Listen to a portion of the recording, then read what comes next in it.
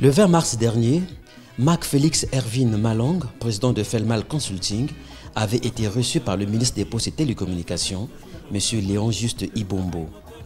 L'entretien entre les deux hommes a duré plus d'une vingtaine de minutes sur des questions liées à l'économie numérique, des questions pour lesquelles l'État congolais se veut être bénéficiaire. Je suis reçu aujourd'hui par M. le ministre des Postes et Télécommunications. C'était par rapport à lui proposer un code du numérique.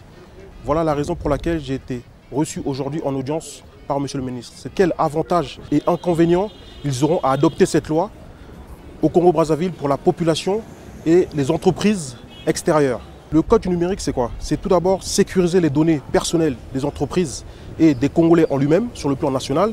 Et sur le plan international, ce serait pour également sécuriser et attirer des nouveaux investisseurs à venir investir au Congo-Brazzaville, des investisseurs sur le plan numérique, par exemple Google, Facebook, Amazon, les attirer tout en ayant une loi qui structure, qui conjoncture toutes les données personnelles et professionnelles de ces entreprises-là. Voilà les deux points d'accès sur lesquels j'ai parlé avec monsieur le ministre. Pour sa part, le ministre des Postes et Télécommunications, Léon Juste Ibombo, a souligné la qualité de l'entretien avec M. Marc Félix Ervin Malong, qui, à travers son cabinet, le Felmal Consulting, peut conduire à un acte de partenariat pouvant aider le Congo-Brazzaville de s'arrimer au développement de l'économie numérique. Et justement, il est dans la vision du chef de l'État. Parce qu'on ne peut pas parler du développement de l'économie numérique si on n'a pas un code de l'économie numérique, si on n'a pas un arsenal juridique qui protège le citoyen dans cet espace digital. Donc on a discuté, on a échangé là-dessus et ils sont prêts à nous accompagner pour voir comment est-ce qu'on peut mettre en place cet écosystème, c'est-à-dire que cet ensemble, cet arsenal juridique pour protéger le citoyen. Évidemment, comme je vous ai dit tantôt, nous sommes assez avancés aussi parce qu'on a déjà écrit un certain nombre de projets, de textes que nous attendons les avis de la Cour suprême, mais cela n'empêche pas que nous fassions une nouvelle relecture de ces textes. Et ce serait une très bonne chose que cette relecture soit faite à travers un cabinet, et pourquoi pas un cabinet là où il y a un Congolais de la diaspora qui exerce. Donc pour nous, on a travaillé là-dessus, on a échangé, et nous pensons que nous pourrions continuer à échanger pour voir si on peut aller plus loin. Mais l'ambition de ce cabinet d'accompagner le gouvernement congolais pour la mise en œuvre ou pour la mise en place de ce code du numérique, c'est l'ambition, c'est la volonté même du président de la République.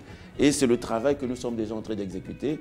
Et nous allons voir ensemble comment est-ce que, s'il faut faire une relecture de ces textes, parce que le secteur de l'économie numérique, c'est le secteur le plus dynamique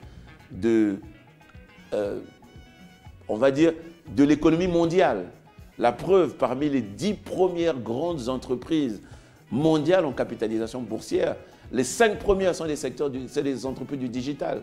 C'est les Apple, c'est les Google, c'est les Facebook. Donc, il n'y a plus les banques, il n'y a plus les sociétés pétrolières. Ce sont les entreprises du numérique. À l'ère du big data, chaque pays se doit d'agir dans ce sens du fait que tout apport extérieur pour mener à bien ce projet serait le bienvenu.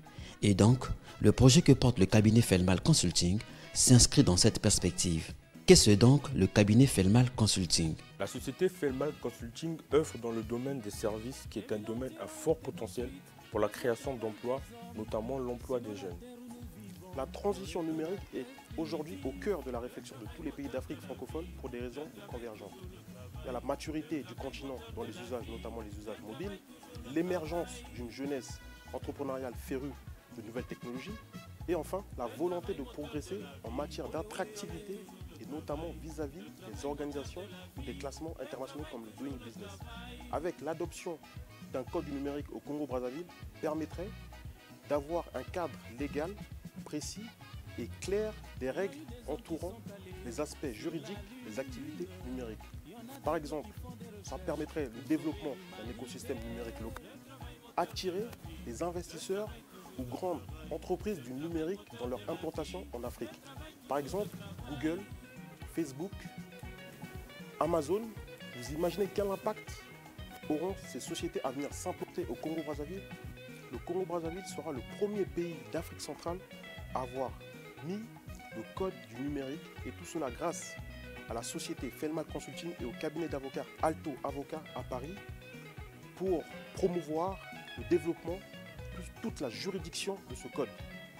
Pour le mot de la fin, j'aimerais tout simplement adresser un message à mes frères et sœurs de la diaspora à revenir au pays pour pouvoir propulser l'économie, cette jeunesse, à se développer et à effacer tout préjugé, les mauvaises langues, à venir investir au Congo-Brazzaville afin de rentrer chez eux parce que nous savons que l'Europe, l'Asie ne sont pas notre pays. Car le développement et la modernisation de l'Afrique passera par sa jeunesse. Donc du coup, je vous sollicite de revenir ici, pouvoir travailler main dans la main et partager également vos expériences.